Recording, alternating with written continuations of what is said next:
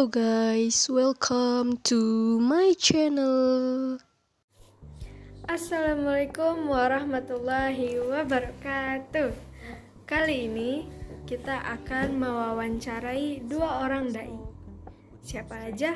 Ayo kita lihat. Let's go. Oke, di sini kita sudah bersama dengan Bapak Haji Indin Zainal Abidin. Beliau adalah kakek saya sendiri. Beliau sering kali berceramah di masjid. Mari kita sapa. Assalamualaikum kakek. Waalaikumsalam, Cuk. Gimana kabarnya, baik? Alhamdulillah baik. Kakek gimana, sehat? Ya, alhamdulillah lagi semangat. Kakek sering ceramah nih di masjid. Aku ada beberapa pertanyaan yang ingin ditanyakan nih, Kek. Iya, mudah-mudahan kakek dapat jawab ya. Iya. Menurut kakek, bahasa Arab itu penting gak sih untuk kegiatan berdakwah? Ya jelas penting lah. Jelas penting soalnya kalau dakwah itu kan umum, ada yang untuk bahasa Indonesia, ada yang bahasa Jawa, ada yang bahasa Sunda, ada yang bahasa Arab. Sebenarnya kalau bahasa itu bukan hanya bahasa Arab aja yang penting, semua bahasa kalau bisa minimal untuk dikit tiga, bahasa Sunda, bahasa Jawa, bahasa Indonesia, bahasa Arab, empat bahasa itu paling tidak. Terus, apakah seorang dai itu harus bisa menguasai bahasa Arab? Jelas, harus bisa. Soalnya untuk menggali atau membongkar atau membedah suatu masalah tanpa dengan bahasa Arab nggak bisa. Soalnya di situ kan ada ada jurmiyah, ada nahwu, ada sorob dan sebagainya, ada mantik. Tanpa dengan itu nggak bisa. Kalau bahasa Arab itu ada terbagi ada dua.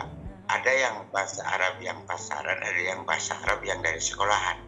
Kalau istilah bahasa Inggris itu kakek lupa ya. Ada istilahnya, ada seni-seninya itu tuh. Tapi kalau bahasa Arab harian itu kan yang biasa dipakai oleh orang Arab, atau bahasa Inggris juga yang suka kecarita itu ya, itu kan bahasa Inggris biasa, bukan istilah bahasa Arab atau bahasa Inggris yang dapat sekolahan. Oke. Kakek pernah nggak sih buat referensi kajian dakwah gitu buat ceramah itu menggunakan sumber dari kitab kuning? Ada sebagian dari kitab kuning atau dari kitab yang sudah biasa teks itu ya, seperti tafsir Al-Quran atau tafsir Jalalain, itu kan sudah ada yang istilahnya yang dimanainya udah. Kemarin Bapak juga, kakek juga beli tafsir Jalalain itu 6 jilid semuanya, terdiri dari 30 juz. Nah itu udah ada coretan. Oke, yang terakhir, ada nggak tips atau saran gitu buat orang-orang yang mau jadi penceramah? Ada saran-saran, makanya mestinya orang yang jeli itu ketika mau ceramah itu biasanya kan berkunjung ke ulama yang baik, kemudian membuka kitab ulang gitu. Takut nanti ketika ceramah pas ada yang soal kan takut ada kesalahan gitu. Biasanya terlebih dulu diulang istilahnya kalau mau orang-orang mau warming up gitu ya, atau kalau mau mengajar gitu lupa lagi, kakek udah lama pensiun sih. Kalau mau ngajar itu kan apresiasi gitu ya, istilah apresiasi ulang yang lama kemudian baru itu jadi semacam latihan harus betul-betul keyakinan kita itu pasti gitu. Ada lagi tuh kira-kira? Udah, itu aja. Makasih ya Kek untuk waktunya. Semoga kakek selalu sehat-sehat ya. Iya, sama-sama juga ya. Ya, Iya. silahkan. Makasih Kek. Assalamualaikum. Waalaikumsalam warahmatullahi wabarakatuh. Ya, ya. Dan itu adalah tanggapan dari Bapak Haji Ndin Zainal Abidin. Sekarang kita lanjut. Kita sudah bersama dengan Ustadz Furqan. Beliau adalah seorang ustadz dari daerah Kelapa II, Kelelet, Kota Serang. Mari kita sapa. Assalamualaikum. Waalaikumsalam Pak Ustadz. Iya, gimana Sam? Pak Ustadz gimana kabarnya hari ini? Sehat, alhamdulillah. Pak Ustadz, aku ada pertanyaan nih. Iya. Pertanyaan yang pertama itu apa? Menurut Pak Ustadz, bahasa Arab itu penting gak sih buat kegiatan berdakwah? Ya penting lah. Kenapa tuh? Penting. Karena itu sudah jadi sunatullah. Jadi kenapa harus bahasa Arab itu dilibatkan? Karena sunatullah. Karena Al-Quran juga diturunkan dalam bahasa Arab. Ya, Rasulullah diutus itu di bangsa Arab. Ya. Terus kenapa jadi sunatullah? Karena dalam berdakwah itu Rasulullah itu berhadapan dengan memang orang Arab yang sangat pintar-pintar. Jadi betul-betul harus menguasai bahasa Arab, termasuk daripada gramatikanya. Gramatika itu dalam artian kalau dalam berdakwah itu gramatika bahasa Arab seperti ilmu nahwu sorof itu harus diperhatikan. Kenapa? Karena Al-Quran tidak bisa dipahami dan tidak kalau tidak mengerti gramatika bahasa Arab itu sendiri. Jadi Pak Ustadz kan tadi bilang harus bisa menguasai bahasa Arab ya. Kenapa kita harus bisa menguasai gitu? Ya dalam artian menguasai itu bukan bahasanya, dalam artian bukan khusus bahasanya, tapi gramatikanya. Ya kan? Kalau bahasa kita tidak menguasai tidak harus. Tapi kalau gramatika itu harus mengerti. Karena Al-Quran itu ada untuk berdakwah itu harus mengerti ayat ini lari kemana, maksudnya apa. Itu bisa dimengerti dalam konteks harus mengerti gramatika bahasa Arab itu sendiri. Jadi kedudukan kalimat itu kita mengerti. Nah, disitulah kita mengerti daripada arti dan tafsir daripada nanti ayat-ayat itu. Bagaimana kita menjalankan dakwah kalau kita tidak mengerti daripada gramatika bahasa Arab, gitu. Ya, sedangkan Al-Quran bahasa Arab. Iya. Ya kan? Al-Quran bahasa Arab, Rasulullah berbahasa Arab, diturunkan di bahasa Arab. Makanya itu dalam ayat itu, surat apa itu? Inna latanu Arabiyah kalau nggak salah itu ya. Aku turunkan Al-Quran itu dalam bahasa Arab. Karena Rasulullah diturunkan di bahasa Arab. Nah, makanya di situ Al-Quran kenapa harus mengerti gramatika Arab? Karena perlu pentakdiran. Ada ayat-ayat yang musyabbihah. Ada ayat musyabbihah, ayat yang masih samar, yang perlu tafsiran, yaitu itu daripada gramatika itu sendiri. Ya. Bukan bahasanya ya, apa ya? Jadi gramatikanya ya Pak Ustadz. Gramatikanya, bukan bahasanya. Dengan sendirinya kalau gramatika itu paham, bahasa itu paham lari kemana. Kalau untuk bahasa itu tidak mesti kita bisa menguasai gramatiknya. Oke. Terus untuk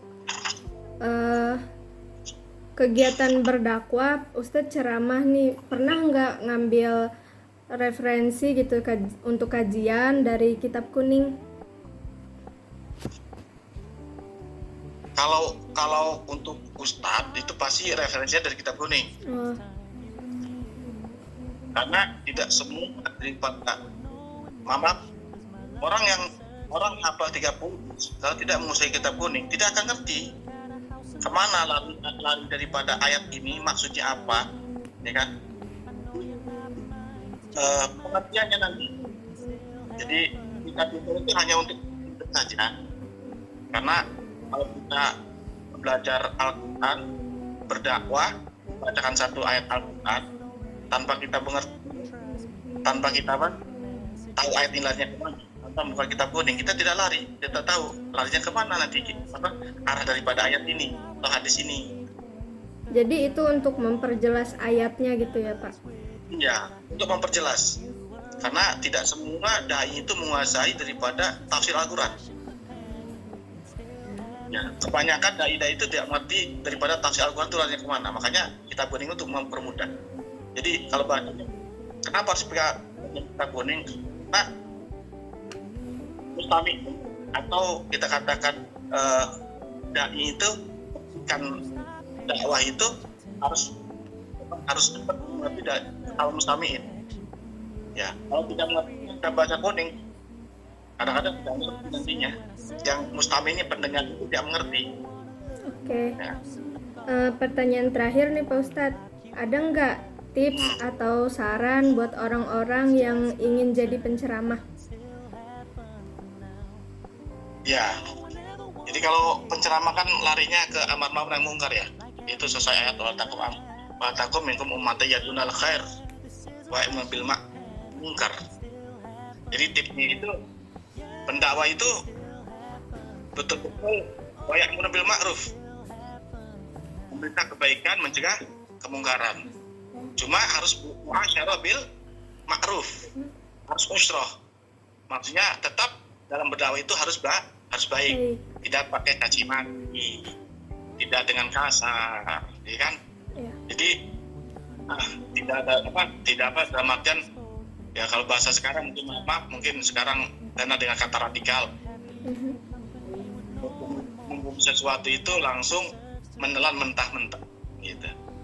Ya, tetap dalam dakwah itu harus merangkul, bukan artian kita memukul gitu.